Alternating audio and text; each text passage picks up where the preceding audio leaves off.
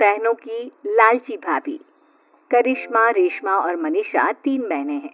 उनका एक भाई भी है, मयंक। मयंक अपनी बहनों को बहुत प्यार करता है, लेकिन मयंक की पत्नी सविता इस मामले में मयंक से बिल्कुल ही अलग है।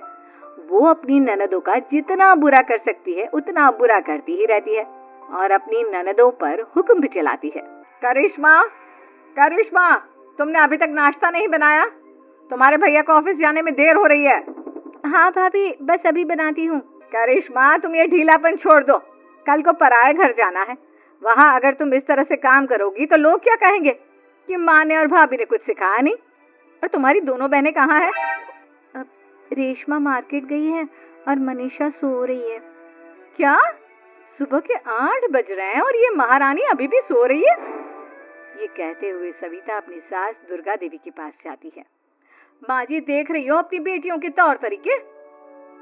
क्या हुआ बहू, सुबह सुबह क्या कर दिया मेरी बेटियों ने? अरे एक तो अभी अभी उठकर किचन में गई है, दूसरी सुबह सुबह बाहर चली गई और तीसरी अभी तक सो रही है। क्या करूं मैं इन तीनों का? मैं तो परेशान हो गई हूँ। जा जाकर उठा उसे और रेशमा से मैं बात करती हूँ। सविता सीधा मनीषा के कमरे में जाती है और उससे कहती है, महारानी जल्दी उठो, सूरज सर पर आ गया है। भाभी थोड़ी देर और सोने दो ना, मैं रात को लेट सोई थी। वो क्या ना, यूनिट टेस्ट चल रहे हैं। शराफत से उठती है या नहीं, या फिर पानी की भरी बाल्टी डालूं तेरे ऊपर? नहीं भाभी, मुझे बिस्तर में नहीं लाना, उठती हूँ मैं। मनीषा जल्दी से उठकर बाथरूम में चली जाती है। सभी आराम से बैठकर नाश्ता कर रहे होते कि तभी रेशमा बाजार से हाथ में सामान लिए आ जाती है। रेशमा को देखते ही सविता उस पर बरस पड़ती है। लो, आ गई महारानी। ऐसा भी क्या सामान लाना था जो सुबह आंख मलते ही बाजार की तरफ रवाना हो गई? भाभी, कल आप ही तो चीख रही थी कि घर का सारा सामान मुझे ही लाना पड़ता है, घर में किसी को भी किसी काम से कोई लेना देना नहीं है। अब मैं बाजार जाकर सामान ले आई तो आपको इस बात से भी तकलीफ हो रही है? देख रही हो माँ जी, अपनी बेटी की जुबान कैंची से भी तेज चलती है। और मयंक, आप तो कुछ कहेंगे नहीं अपनी लाडली बहन को। रेशमा, अपनी भाभी से ऐसे बात नहीं करते। चलो माफी मांगो। भैया, मैं क्यों माफी मांगू? आप भाभी से बोलिए ना कि हम पर कम हुक्म चलाया करे। हम इस घर की बेटियां हैं और आपकी पत्नी की ननद है, नौकरानी नहीं। लो कर लो बात। इनकी भलाई के लिए कुछ भी बोलो तो इन्हें बुरा लग जाता है। इस घर में यही इज्जत है मेरी। देख लो माँ जी, आपकी बेटी किस लहजे में मुझसे बात कर रही है। सविता वहां से चली जाती है। मयंक को बहुत गुस्सा आता है, वो भी वहां से चला जाता है। फिर करिश्मा रेशमा को समझाती है, रेशमा, तुम्हें भाभी से माफी मांग लेनी चाहिए थी ना। लेकिन दीदी, मैंने कुछ किया ही नहीं तो मैं माफी क्यों मांगू? हाँ करिश्मा दीदी, रेशमा दीदी जैसे ही घर में आई भाभी ही उन पर चिल्ला रही थी। हाँ, मैं मानती हूँ कि गलती भाभी की थी। मैं तो इसलिए बोल रही हूँ कि भाभी ने माँ को तो पूरी तरह अपने वश में कर लिया है। वो हमारी बात सुनती ही नहीं। मयंक भैया हमारे लिए हमेशा खड़े रहते हैं, इसलिए उनकी बात का मान तो तुम्हें रखना चाहिए था ना। कोई फायदा नहीं दीदी, कुछ दिनों की बात और है, भाभी उन्हें भी हमारे खिलाफ भड़का देंगी। फिर वो भी माँ की तरह हमारी किसी बात का विश्वास नहीं करेंगे। इसी तरह सविता अपनी तीनों ननदों को किसी न किसी बात पर परेशान करती रहती थी। एक दिन मयंक अपनी तीनों बहनों के लिए गिफ्ट लाया। क्या रेशमा, ये तुम्हारे लिए हार का सेट। रेशमा, तुम्हारे लिए सुंदर सी ड्रेस। और मनीषा, तुम्हें किताबें पसंद है ना, तुम्हारे लिए किताबें लाया हूँ। थैंक यू भैया। थैंक यू भैया। थैंक यू भैया। करिश्मा, तुम्हारा नेकलेस कितना सुंदर है। ये भैया कहाँ से ले आए होंगे? मैंने भैया को 3 दिन पहले फोन पर ये डिजाइन दिखाया था और आज भैया ये ले आए। सविता तो अपनी ननदों के गिफ्ट्स देखकर जल गई और करिश्मा का नेकलेस तो उसे भी बहुत पसंद आया था। अपनी बहनों के लिए कितना अच्छा नेकलेस लेकर आए हैं, मुझे कभी कोई गिफ्ट नहीं दिया।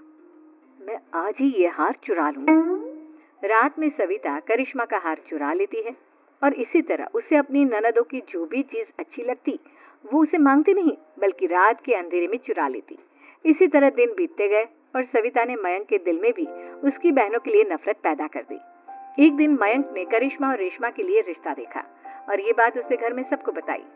माँ, करिश्मा और रेशमा के लिए बहुत अच्छा रिश्ता आया है। वो लोग कल इन्हें देखने आ रहे हैं। आप और सविता मिलकर सारी तैयारी कर लेना। ये सुनकर करिश्मा और रेशमा खुश हो जाती हैं, लेकिन सविता सोचती है, अगर इन दोनों बहनों की शादी हो गई तो घर और बाहर का काम कौन करेगा? मनीषा तो एक नंबर की कामचोर है, उससे तो किसी बात की उम्मीद लगाना ही बेकार है। मुझे इस शादी को रोकना होगा।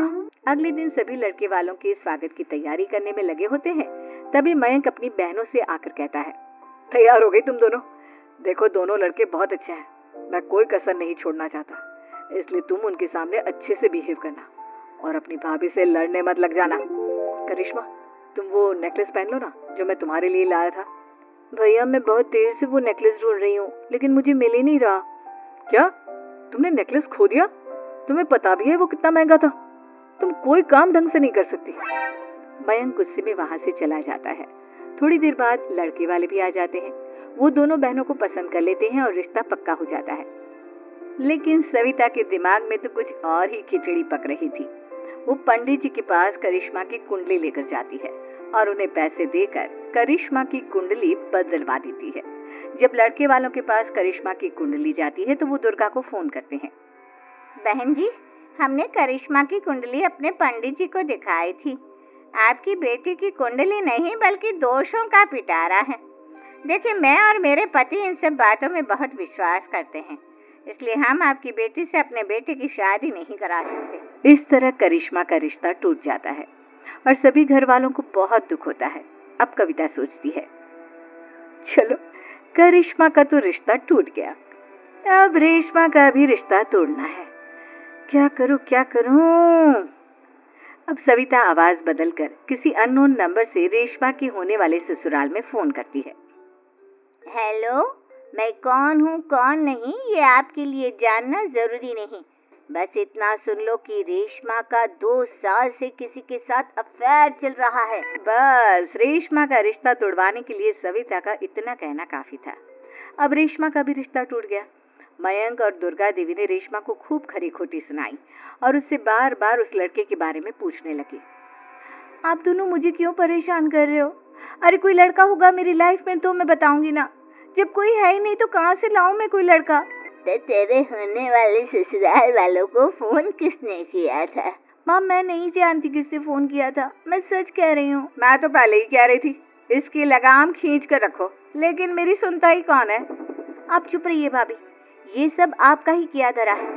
अब तीनों बहनों को विश्वास हो जाता है कि ये सब उनकी भाभी ही कर रही है। तीनों बहनें अपनी भाभी को सबक सिखाने के लिए एक वकील कर लेती है और घर में हिस्सा मांगना। देखो भैया, माँ बाप की जायदाद में जितना बेटों का हक होता है उतना ही बेटियों का, इसलिए इस घर के 4 हिस्से होंगे और हमें अपना हिस्सा चाहिए।